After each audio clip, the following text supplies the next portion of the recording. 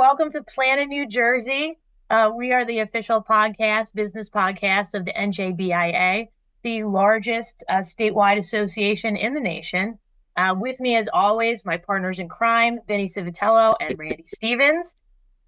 And joining us today is our special guest star, Michelle Bennett, co-founder of the Newport Capital Group. Thank you, Michelle, so much for joining us today. We're thrilled to have you. Thanks, Thank you, Casey. Michelle. Thank you. Thanks, Randy. Thanks, Betty. I'm excited to be here today. Oh, we're excited to have you. So let's dig into our icebreaker brought to us today by Vinnie. Vinnie, give us our icebreaker today. Sure. So I was just reading in the Philadelphia Inquirer.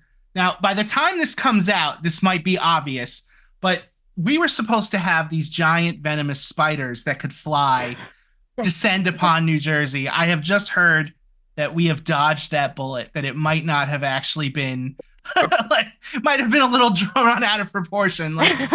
There may be a spider, but they kind of made it sound like we were going to have these cicada, like a swarm of flying venomous spiders that were going to descend upon New York and New Jersey. Thankfully, that's not going to happen. But I wanted to see what everybody's thoughts are on insects in general, especially the flying venomous spider variety. No, I read that. The hysteria was definitely building. I started seeing it online too. I probably for a couple days now, right? What's next, right? Yeah. We don't dodge much, so I like the way that you intro that, Vinny. Thank you so much. Yeah, I mean, after this, the only thing left was to have flying chupacabras or something. Maybe if we could have Wolverines that fly, that would have been the next thing for New Jersey after this. Goes right to chupacabra. Yeah. You know what else we dodged? Do you remember during the pandemic, we were supposed to have these murder hornets that were going to take over the world? Oh, yeah. Yeah. They were describing the excruciating pain of getting stung by one of these things. And I don't know. I remember they caught one of them, and then it just, that was the last I heard of it. Well, they are terrifying. When we were in Arizona, there was something called a tarantula wasp. And this guy was telling me that the tarantula wasp lands on a tarantula and implants it with its eggs, and the eggs are hatched, and they eat the tarantula on the inside out. Oh, so wow. Hornets do that too. Oh, do they? Yeah, hornets. As a matter of fact, hornets prefer to lay their eggs in tarantulas, which makes me wonder how many tarantulas are there ratio to hornets in the world? Because there's a lot of hornets. Yeah. So I don't know. Bad for the tarantula. The tarantula is terrifying, but then you're like, oh, the poor tarantula it's just scary looking. He's not bothering anybody. If put your eggs inside him, and that just seems rude. I don't want to take a side in this battle because I hate both flying, stinging insects and tarantulas equally. Ditto. See, I'm allergic to bees, and spiders are probably one of my fears, low key. Just the webs alone just freak me out. I just think something's going on. Oh, yeah. Yeah. What's going on? No, I don't think this would have impacted me that much because I'm definitely an indoorsy type. But I don't know. Casey, Randy, Michelle, indoorsy, outdoorsy? Definitely indoorsy for me. Yeah. So we would have been okay one way or the other. Oh yeah, no, I had when I heard about that tarantula wasp and we were hiking in Arizona, one landed on my hand. And of course it's not gonna, but they leave these terrible stings. And my husband Mark is like, don't move. I was just standing so still. And it flew away, but it was terrifying. Terrifying couple minutes. How do you not move? You almost want to freak out. Your hands start flailing. It's in my hair. It's in my hair. Uh-huh. I think I got to the point where I was too afraid to scream, where I was just frozen. They have these things in Australia called bird-eating spiders. I don't know if you ever heard of those. But the name is exactly what you would think. They eat birds, and they're sort of like porcupines. They have these little razor things, but instead of just sticking you when you touch it, they can projectile them out. Australia is crazy. It's another level. Yeah. Hold on, I got to go back to Casey with the don't move, because my mind instantly flashed back to Home Alone when the spider fell on the crowbar. That's great. I was watching this video they did. I think it was a Mythbusters kind of thing on whether or not they could have survived that movie. And that was one of the things where they were like, immediately, like cracked ribs at least. Like, It's just one of the things. yeah. No, spoiler alert, they definitely would not have survived either one of those films. Classics. Wow, that's my daughter's favorite Christmas movie. But all right, so let's dig in. Let's get to our special guest star, Michelle Bennett. Vinny, why don't you start us off?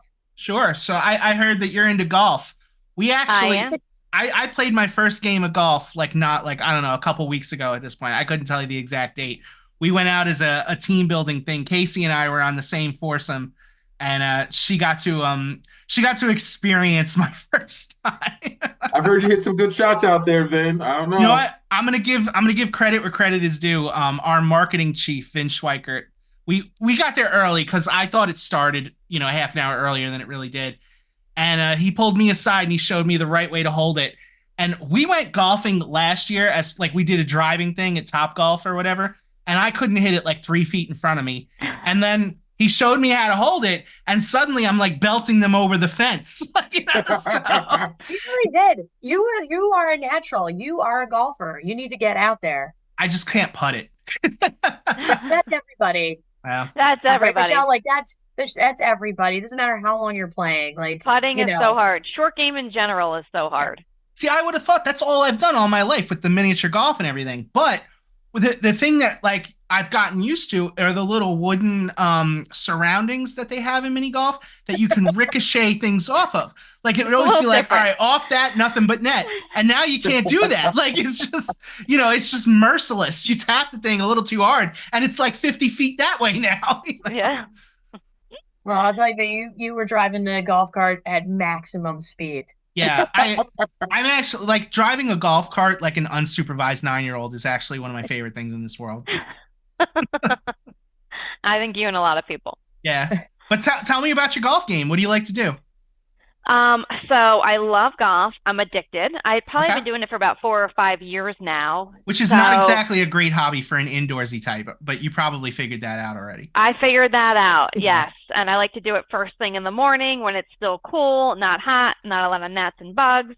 But I absolutely love it. I have a love-hate relationship with the game. I always have a couple shots that bring me back, but then I have those shots that make me want to sell my clubs and never play again. Sure. It's probably the most frustrating thing you can do, or as far as a sport, play golf. Now, do you go around to nice courses and everything? If I were to ask what the coolest course you've been on is, are you going to tell me you were in Scotland somewhere or something like that? I have not been to Scotland, but I am America's guest when it comes to going to fantastic courses. So yes, I've been extremely fortunate to play in a lot of great places. What would you say your favorite was? My favorite, that's a really good question. I think probably the most beautiful course I've played. That's hard. There's a course called Everglades in Palm Beach, Florida that I absolutely love. And it's right off of Worth Ave, where all the shopping is. You won't even know it's behind all that. And it's really, really great and spectacular. So that was fantastic. But I've also played some great courses in California that are absolutely beautiful. It's really hard to pick a perfect one because they're all so unique and different. And it's wild where some of these golf courses are, the locations. I mean, I gotta tell you, it was super tiring. We just did 9, and it was super tiring. Do you do the full 18? We actually finished 9. We were one of the only groups that finished 9. We did. And I was doing that on a broken toe, and we were still in a, it was funny because I was all right, we're done. And they're like, no, let's just do one more. Fight to the pain, man. Yeah, no, it's fun and it's frustrating. I started playing about 3 years ago myself, and for Mother's Day, they said, what do you want to do? And I said, I want to go golfing. And so we played Hominy Hill, which is really unforgiving, is really long. And I like when the women's tees are really far up and the women's tee is just a couple feet up. And halfway through, I'm like, why would I pick this to do on Mother's Day? This is so frustrating, not having any fun. So yeah, it goes back and forth. Then you hit your great shot and you're like, I love this game. Yeah, always on the 18th hole. Hominy Hill's great though. Monmouth County has some really beautiful public courses that you can go to. So we're fortunate to live here. The best. Monmouth County Park, the park system does a beautiful job. Yeah, they really do. All right, Casey, I'm going to kick it to you for the next part of this. All right, excellent. So Michelle, tell us a little bit about your professional journey. I mean, how did you get to being a co-founder of the Newport Capital Group? Like, what led you to this? Sure. So in college, I started at Smith Barney. I needed an internship, so that's where I was lucky enough to get an internship. After school, they hired me full time, and I was working on a team in the wealth management department as an analyst. So I had about 5 years experience at that point, and Dominic DiPiero, the president of Newport Capital Group, who is a great friend, his sister has been one of my very good friends for a very long time, had contacted me and said, listen, they've always had a family office, a single family office. And he said, I'm thinking about taking on public money. I know you've been doing this for some time now in New York, but you're probably tired of commuting. Want to open up an office in Red Bank, and was wondering if you were interested in joining me because you have the experience with taking public assets. So we met at a Starbucks in Middletown, talked it through, and decided, sure, why not? So I left Smith Barney and we started Newport Capital Group, and haven't looked back. It's been the best decision I've made. And Red Bank's such a great spot. Red It Bank really has is. so much Downtown happening. Red Bank is great, and we're right on Broad Street in downtown Red Bank, so we're super lucky. Yeah, it's a perfect spot. What do you love about what you do? I think what I love most about what I do is helping others. So I've always had a passion for helping others and guiding people. And in working at Newport and working with individuals and families and corporations where we're able to touch a lot of different employees through the retirement plans that we work with and consult on, we're able to guide individuals and provide folks with the ability to retire, educate them, and give them the ability to achieve objectives and goals that they have that they may need some help with. So it's really about helping others is really what it comes down to. And that is enormously important because a lot of us didn't grow up, speaking of myself and my background, knowing how to do any of that. I have family members that are pensioners or maybe didn't even save for retirement. So as a younger person, I was never told, you take this 401k seriously and where you can put your money. So I think a lot of people do need direction in that arena, myself included. So helping others, perfect segue. I just have to hear more about the Good Scout Award. You just tell me about how you got the Good Scout Award. Sure. So as I mentioned, just my commitment to helping others and guiding others has been a passion of mine professionally and personally. So I try to get involved within the community as much as I can, whether it's through volunteering on a board or helping different organizations and volunteering my time. And by doing that, I'm able to affiliate myself with different organizations that help others that are passionate to me, that I love, that are near and dear. Some being affiliated with veterans. My dad was a Vietnam veteran, Marine. Others with helping, there's a great organization here in Middletown called No Limits Cafe, where they help folks with intellectual disabilities prepare for jobs in life and things like that. So just being involved in the community and helping different organizations really, I think, was a catalyst for why I was nominated to receive the award. And here at Newport, we're all motivated by helping others, and we encourage to volunteer and to be philanthropic. So it's something that we do here. It's second nature to us, is we don't even think twice about it. We all do it here. I just was fortunate enough to receive the award for my services that I provide to the community. So that's so cool. I mean, I was a Girl Scout leader for a number of years, and it's just fantastic. Randy, you want to take it from here? Will do. So thank you again for being with us. So I think great to talk about to have a financial services planner and executive with us today. I think it would be fair to kind of let our fans know a little bit about fiduciary responsibility, right? Something you kind of hear correlated with that industry. So tell our fans a little bit about what that is, what it entails, and how you guys uphold that at Newport, if you don't mind. Sure, no problem. So as far as fiduciary responsibility as it relates to corporations and the offerings that they provide to their employees as far as retirement plans, we serve as consultants to corporations that are offering, whether it's a 401k, 403b, defined benefit, non-qualified plan, whatever it may be. We serve as a consultant to the committee that's responsible for making the decisions for the retirement plan that's provided to their employees. With that, there's a fiduciary responsibility. There's requirements that you have to meet under the guidelines of ERISA. There's different regulations.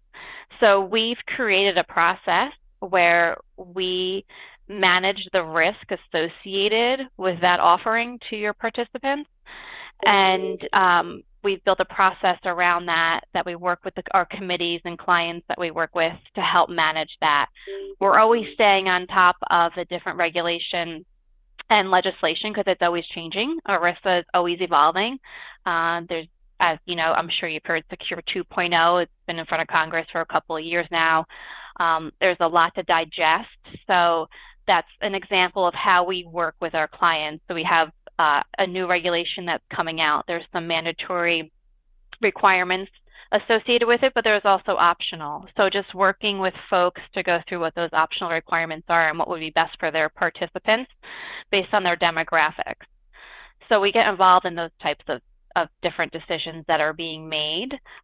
We provide education to committee members as well to ensure that they are familiar with what their responsibility is as a fiduciary. And we really help provide governance around that responsibility to ensure that there's protection there. Awesome. Great answer too. And you know what? That's actually perfect segue into our next question, right? New Jersey Secure Choice Act, or 2.0. We've been hearing about it for a couple of years. You just mentioned it as well. Just tell the audience a little bit about that and what's changing, I guess, from before this rolls out, if it's not already in place, and how things were prior, what was available to different potential customers or relationships prior. Sure. So as I mentioned, some of the mandatory requirements, when Secure 2.0 came out, it wasn't quite clear about what was going to be required, not required, because they're still kind of working through the details. So they have released the dates that are associated with the requirements. So now you have some guidance as far as when you have to have certain different requirements in place for the participants. And they've also released what is optional for folks. So now you have the ability to kind of walk through what those options are and whether or not you should be providing those to your participants or if they would benefit from them. So I think from when it started to where it is now, there's just much more guidance. There's still a lot of detail and it's a lot of information. So we've worked really hard on trying to provide kind of like a 2.0 user guide for our clients to really simplify and help them understand what it all means. Actually, I have a quick question if I could jump in. So I'm assuming your clients are the employer side, right? Not necessarily the participants? That's correct. So our client is the employer. We meet with the committee to help with the benefit that they're providing to the participants and employees. Right. So I don't know if my question was going to be, so I entered the workforce around the time that the housing collapse happened in like 2008, 2009 in there. And I remember so many of my older coworkers were just completely screwed out of retirement at that point. And they told me, like, understand this stuff as early as you can. Speaking of just like education and whatnot, do you have any advice, for how people could really like understand? I don't know if you guys provided education on the participant level or anything like that, but just to help people. Sure. So yeah, it's so important for anyone to understand, obviously investing, the importance of the retirement plan and what it means to you. We do provide education to participants in the form of group meetings or individual sessions, but we work with the plan record keeper, the plan provider, because they also have fantastic tools for education for participants. So we work together to build out an education campaign and an education calendar so that we are meeting with your participants, talking about different topics, not just related to the retirement plan so they understand the benefit that they're receiving from their employer, but also incorporating other topics, because as you mentioned earlier, Casey, a lot of folks don't know or don't have the ability to speak to someone about financial wellness. So we incorporate a lot of other topics that we feel, and from feedback we've gotten, that employees and participants need help with. They're asking questions like paying off credit card debt, student loans, buying your first home, different things like that. So we try to really build out a full financial wellness program for the employees so that we can really empower them to make decisions by providing them with information and the technology that they need to do so. How can people access it? So people, like our clients, can access it through, obviously, Newport, but they can also access it through the record keeper. A lot of these record keepers have really fantastic websites with really great tools where you can do some financial planning. And with that financial planning, you can incorporate outside assets too, not just assets within the company where you're participating, but you can include significant others assets, as other savings you may have. We also have the tools to do that as well, but participants aren't always engaging with us. So really making sure that they understand that they have the tools and the resources through the record keeper and through Newport Capital Group. Can I get one more question before we? Oh yeah, I didn't want to kill you off entirely. She was talking about the education, and it made me think, and I would have forgotten if I held it. No, you know? I'm glad you did, because it was actually one of my questions, then. So I appreciate it. And you know what, Michelle, too. I've held a real estate license for a little bit of time, and I tell folks all the time, like especially first-time home buyers, right? There's a lot of sharks in the industry. Anytime you're involved with like financial services and big money opportunities, right? Like there's a lot of sharks, people who don't have their best interests at heart. I think one of the things that you've said already that kind of distinguishes Newport Capital and probably a lot of the other firms and organizations out there is the fact that you guys care about helping people. That's probably your premise in doing it all. So is there anything else in addition to that would distinguish Newport Capital from a lot of the other folks that may be in the industry in that field? Sure. So like you said, there's a lot of sharks out there. A lot of folks that do what we do will try to sell ancillary products to participants and employees, which may not be in their best interest. I mean, They have put a lot of rules around the fiduciary rule and what you can and can't do, but still that doesn't mean that people aren't doing it. So you have to be really careful about that. In addition, we're agnostic as to what record keeper we use, what investments we use. We have no affiliation or relationship with anybody. So we keep the participant and the employee, their best interest is our first and foremost thought. So we just really want to make sure that we're providing them with a world-class retirement plan with the best options possible for a very reasonable cost, and providing them with the education that they need to help them build out an asset allocation plan. I think what also sets Newport apart is our people. So the folks here, we have a fantastic team with really great qualifications, and we're always staying at the forefront of regulation, of legislation by attending webinars, going to seminars, and it's really important to us here that we're always doing our continuing education and just staying at the forefront of all those different things. Besides that, I think the most important thing that sets Newport Capital Group apart, tying back into the people, is our culture. We have an amazing culture here, and that is the most important thing to us. It's really important. And we're a family. We're very close-knit here. We have an open environment. We're very collaborative. And I really feel like our clients that feel that when they're working with us, they get the same type of service, and they get that feeling from us that it is a family, and that they feel like they're a part of our family. So I really do feel like that sets us apart. Tell us, how would someone, the easiest way, the best way for someone to get in touch with you or another member of your team at Newport Capital Group? Sure. So I can be emailed. My email address is mbennett@newportcapitalgroup.com. We have our website, newportcapitalgroup.com. We're on LinkedIn, or anyone can also call the office. I'm happy to take any calls, answer any questions. And for the sake of the email, is that double N, double T? Double N, double T. Awesome. Good pick up there, Vin. That's what I'm here for. It's appreciating the audio-only audience that can't see her name on the bottom of the screen.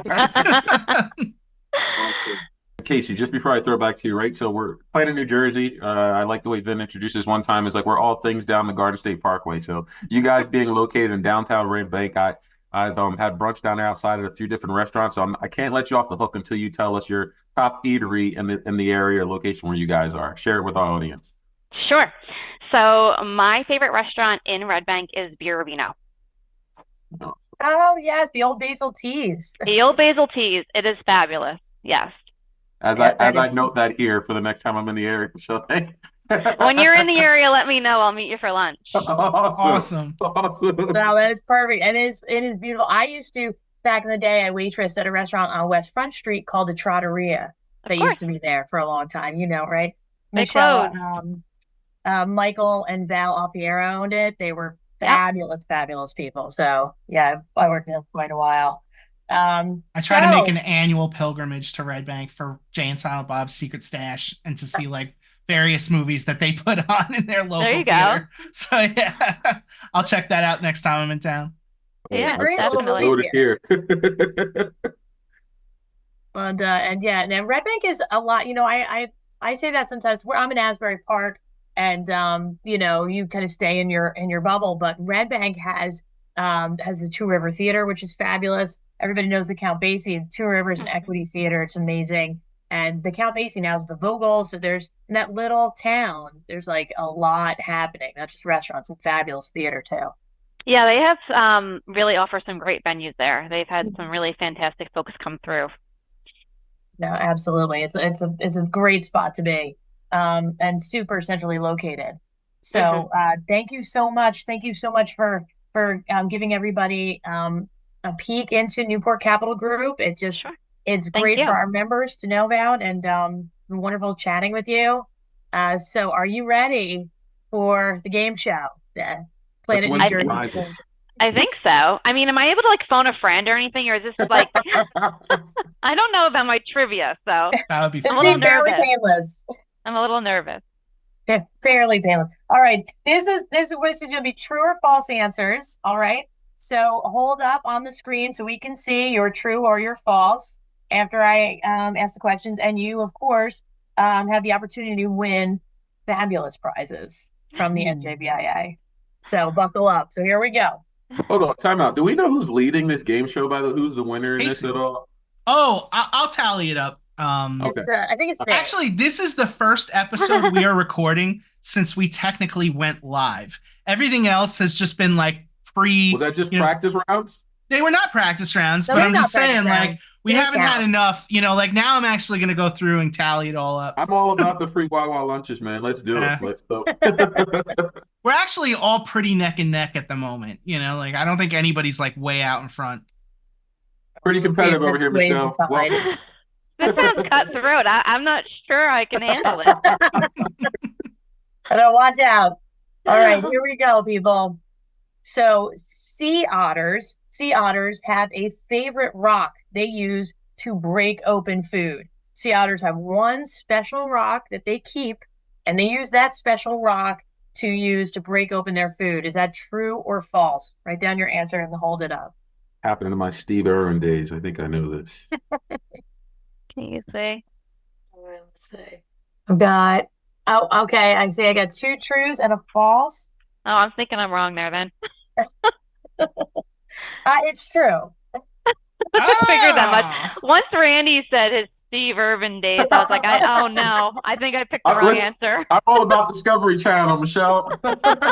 No, they do. They keep their special rock, which I don't know where they keep it in their pocket or something, but yeah, they keep their special rock. You know what? I didn't even know that for sure. That just felt so definitively like sea otters. It's just like, that's just so like them. I thought to myself, where would they possibly keep their rock? So that's impossible because they would lose a rock.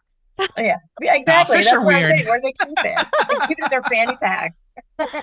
I was watching this thing on like these, I think it was the puffer fish or something, or the Japanese puffer fish, I think. And what they do is, like in order to get a mate or attract a mate, they make this like magnificent piece of art in the sand. I've seen that, man.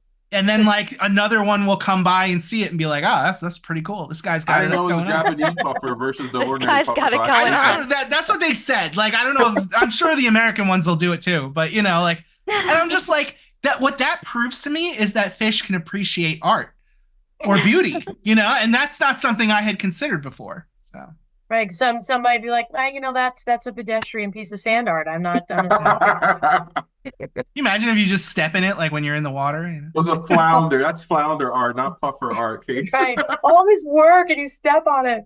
Mm. All right. So here we go. Question number 2. True or false? An ant can lift 1,000 times its body weight.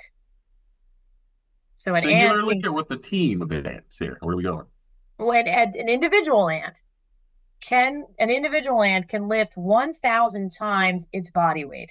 She Is that stayed away true or from golf, false? Michelle. So you're out. You might be out of this one. So I'm gonna put false only because I think it might not be that exact number. I know they can lift a lot. I think it might be like 100 times their weight. I don't know. I could be wrong. I'm probably What wrong. do we got?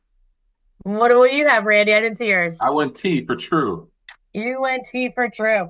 It is false because they can lift 5,000 times their body weight. See, I knew it was going to be off like that. Michelle, what did you guess, Michelle? I said true, which obviously was wrong.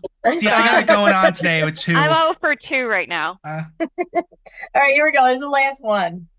An octopus has 7 hearts. True or false? Wait, this is not sure. I'm sure. I'll go first, and you guys answer the opposite. We'll all go false. We'll stick with the majority here. Wait, what do you have, Ben? I wrote false. False. All right, it's 3-way tie because it is false. They have 3 hearts. Hey. 7 just seemed excessive. I was like, what would you even do with 7 hearts? They're not even like that big. It's a lot of love, Ben. A lot of love to go around in the ocean. Yeah. All right, well, so Ben, you win our overall game, but Michelle, thank you for playing. You win a $10 gift card to the Wawa. Thank you. I love Wawa, and I love Wawa coffee, so that's fantastic. Yes, that's what, and they are not a sponsor in any way. We just appreciate Wawa. Yeah, we do have a sponsor though, Case. Who is it? Thank you very much, Randy. I was getting to that. Our sponsor, our official sponsor for Planet New Jersey podcast is NJM Insurance. Provides homeowners, renters, and business insurance. No jingles or mascots, just great insurance. So check out NJM.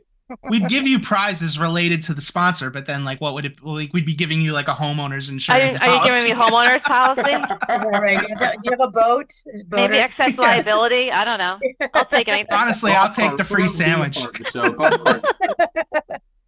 Exactly. So thank you so much. Thank you to my partners in crime, Vinnie and Randy, and our very special guest star, Michelle Bennett, for taking time out of her day and chit-chatting with us. Thank you. It's always a lot of fun here at Planet New Jersey. We appreciate everybody stopping by. So from all of us here to everyone out in our great state, thank you so much. Till next time. Thank you.